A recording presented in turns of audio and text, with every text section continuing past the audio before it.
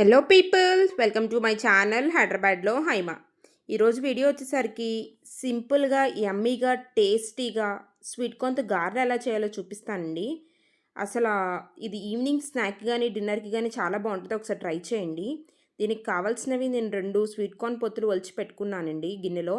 Next 1 inch అల్లం ముక్క, 2 పచ్చిమిర్చి, కొంచెం కరివేపాకు తరుగు, కొత్తిమీర తరుగు, ఒక 2 మీడియం సైజ్ ఆనియన్స్ బాగా స్లైసెస్ చేసి పెట్టుకున్నానండి. నెక్స్ట్ ఉప్పు, జీలకర్ర, వరిపిండి, నెక్స్ట్ శనగపిండి కావాలండి.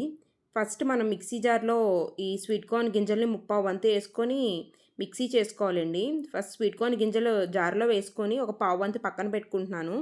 నెక్స్ట్ ఈ మిక్సీ జార్లోనే మనం ఒక 1 ఇంచ్ అల్లం ముక్క ఉంది కదండి, ఆ 1 ఇంచ్ అల్లం ముక్క, కొంచెం ఉప్పు కొంచెం తక్కువ వేసుకోవడం బెస్ట్, సరిపోకపోతే మళ్ళీ వేసుకోవచ్చు. ఒక 1½ టేబుల్ స్పూన్ జీలకర్ర, నెక్స్ట్ 2 పచ్చిమిర్చి కట్ చేసి పక్కన పెట్టుకున్నాను కదండి, ఆ 2 పచ్చిమిర్చి కూడా వేసుకొని మిక్సీ జార్లో ఫ్రంట్కి కాకుండా పల్స్ మోడ్ అని ఉంటుందండి మిక్సీ జార్కి. ఆ పల్స్ మోడ్లో తిప్పుకోవడం వల్ల కచ్చా అవుతుంది. మనం 1, 2, 3 ఆటల్లో పెట్టేస్తే అది జ్యూస్ అయిపోయి వడలకి పంచేయదండి. సో మీరు దగ్గరుండి వీడియోలో చూపిస్తున్న కన్సిస్టెన్సీ వచ్చే వరకు మిక్సీ పట్టుకోండి. నెక్స్ట్ ఈ మిక్సీ పట్టుకున్న దాన్ని ముందుగా కొన్ని గింజలు మనం పక్కన పెట్టుకున్నాం కదండి, అందులో మిక్స్ చేసుకోవాలి.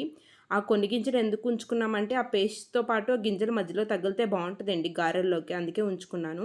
నెక్స్ట్ దీనిలో మనం ముందుగా కట్ చేసి పెట్టుకుని కొత్తిమీర తరుగు, కరివేపాకు తరుగు, కొంచెం ఆనియన్స్ వేసుకొని మిక్స్ చేసుకోవాలండి.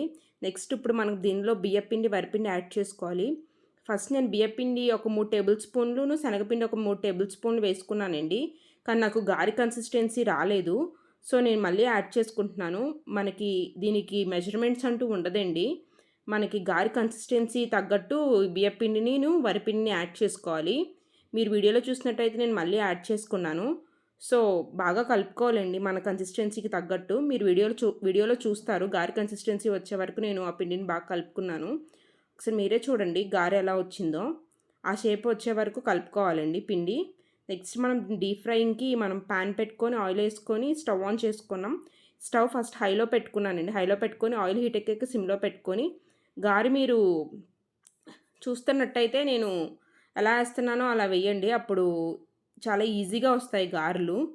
నెక్స్ట్ మనం గారె వేసినప్పుడు ఆయిల్ అనేది సిమ్లో ఉండాలండి. సిమ్లో ఉండడం వల్ల లోపల వరకు ఎగుద్ది. ఇన్ కేస్ హైలో ఉంటే పైన వేగుద్ది కానీ లోపల పచ్చి పచ్చిగానే ఉంటుంది. మీరు గారె వేసిన వెంటనే కదపకూడదండి. కదిపితే అది గారె కాస్త పకోడీ అవుద్ది.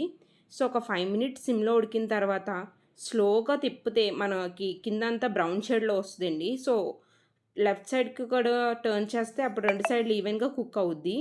మీరే వీడియోలో చూస్తారు. ఒకసారి నేను ఒక 5 మినిట్స్ తర్వాత తిప్పానండి గారి. సో కిందంతా రోస్ట్ అయింది. సో నేను ఇంకో సైడ్ టర్న్ చేసుకుంటున్నాను.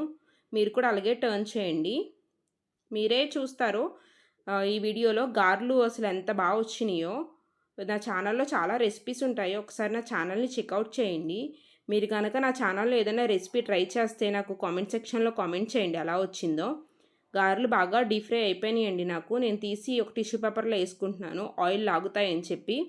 అసలు మా బాబు అయితే ఈ గారెలు ఎంత బాగా ఎంజాయ్ చేశాడంటే అసలు ఆ రోజు డిన్నర్ కూడా మానేసి ఓన్లీ గారెలే తిన్నాడండి. అంత టేస్టీగా ఉన్నాయి గారెలు. ఒక్కసారి నాకు ట్రై చేసి కామెంట్ సెక్షన్లో చెప్పండి ఎలా ఉందో. Thank you for watching. Please